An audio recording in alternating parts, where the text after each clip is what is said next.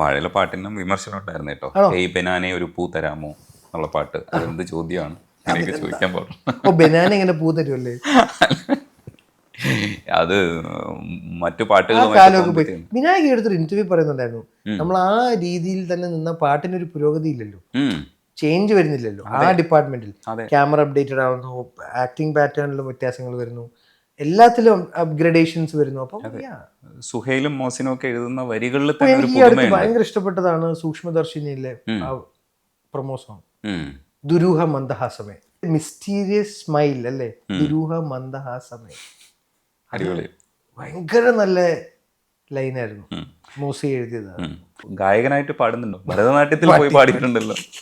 Promo song പാടി. ആ, അതെ, അത് അടിപൊളിയില്ലേ? സൈജു ഏട്ടൻ വിളിച്ച് പറഞ്ഞിട്ട് അതിന്റെ മ്യൂസിക് ഡയറക്ടർ അദ്ദേഹം വിളിച്ച് പാടിച്ചു. വെരി സ്വീറ്റ് ഗൈ.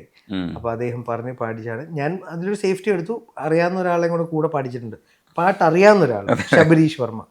അപ്പോൾ ശബരീഷ് എന്ന് പറയുന്നത് നമ്മളെയൊക്കെ ഫേവറേറ്റ് ലിറിസിസ്റ്റും സിംഗറുമാണ്. ഇപ്പം മലരെ ശബരീഷിന്റെ വെർഷനാ ഞാൻ കേട്ട് ശീലിച്ചത്. വടക്കൻ സെൽഫി ചെയ്യുമ്പോൾ നിവിൻ കാരവനിലെ സ്പീക്കറിൽ പ്ലേ ചെയ്യുന്നത് ട്രാക്ക് ശബരീഷ് പാടിയതാണ്. അത് സിനിമ ഇറങ്ങുന്നതിൻ്റെ ഒരു 6 മാസമോ 8 മാസമോ മുന്നേ തൊട്ട് ഞങ്ങൾ കേൾക്കുന്നത് ശബരീഷിൻ്റെ വേർഷനാണ്.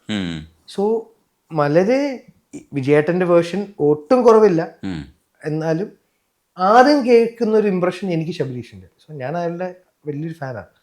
അങ്ങനെ അയാളുള്ളതുകൊണ്ട് ഞാൻ പറഞ്ഞു ധൈര്യമായിട്ട് ഞാൻ വരാമെന്ന് പറഞ്ഞ് പോയതാണ്.